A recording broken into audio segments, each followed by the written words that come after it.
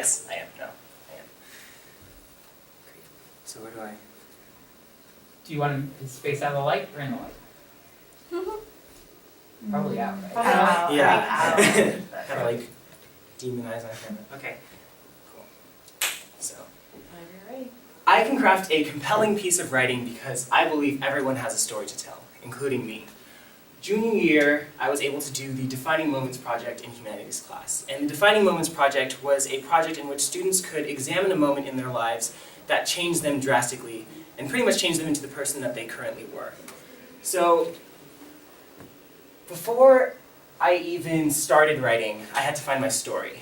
And I didn't really think I had a story because people were sharing these really raw and heartfelt stories about either like being a bully or getting bullied or like losing a family member, like really hard stuff in their life, and I hadn't had anything like that. So eventually when I decided on my story and I believed in the power of my story, that's when I started writing fully, and you can see the transformation of when I finally believed in my story through these first sentences of my drafts. So in the first draft, the first sentence is, "It's my birthday bash. I'm becoming a man today. Glasses being smashed on the floor. Here's the kicker. I'm not Jewish." So first of all, this is like, it's kind of like a play on humor. It's like play on bar mitzvahs, and it's like humor. I'm trying to deflect basically with humor. I'm not connecting myself fully to the moment. My fourth draft is similar in deflecting, but I use a different method. I'm using metaphor. So this is the first sentence of the fourth draft. "I prefer to remain unknowledgeable to the current time. That's why I don't wear watches. They feel like anchors. I prefer to swim in the river. I prefer to feel the current sprightly and enticing, pulling and tugging me on, promising something exciting, something new. Once in a while, maybe I'll sit on the bank and watch everything go by. In these moments, I have all the time in the world." So this sentence, like I said, it's like a metaphor for time, like when I have these moments to think, and it's just really indulgent on my part. I'm not connecting to the writer at all, and I'm not fully connecting to the writing piece either.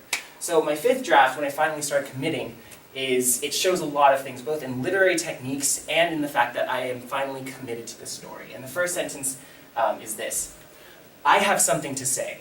It's always been there. Something that I've only ever examined peripherally, yet it's weighing heavy on my mind and tensed on the tip of my tongue." So I'm using a lot of literary devices here. I'm using the present tense, I'm using alliteration, and I'm using, excuse me, can we go down a little bit? Thank you. Descriptive language and foreshadowing. So the present tense, it draws the reader. Like the reader has no other choice but to be in that moment with you. And alliteration, it sounds nice on the ears, readers are going to want to keep reading. And foreshadowing. The foreshadowing was an important thing too. I'm saying I have something to say, and the reader has no other choice but to keep reading if they want to find out. And I think that the literary techniques are important, but another thing that's vital is believing and fully committing in your story, because when you're raw and unapologetic as a writer, that's what will truly show in your story, and that's what makes readers want to read. So thank you, and that's how I know I can craft a compelling piece of writing. 257 and a half.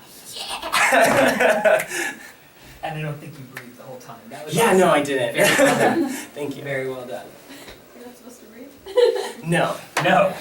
You haven't been practicing? Like, I mean, Breathing like, is so the underwater exercises? No. Alright, Great, cool. awesome. So are we doing Q&A or No. is that it? Got it. That's it. Fantastic.